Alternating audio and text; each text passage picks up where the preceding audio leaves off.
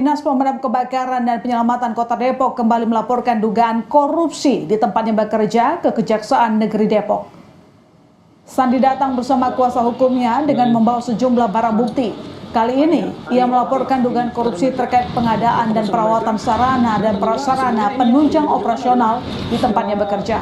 Pada tahun 2021, Sandi juga sempat melaporkan dugaan korupsi antara lain terkait pengadaan seragam dan sepatu yang tidak sesuai dan menimbulkan kerugian negara. Saat itu, 3 orang ditetapkan sebagai tersangka.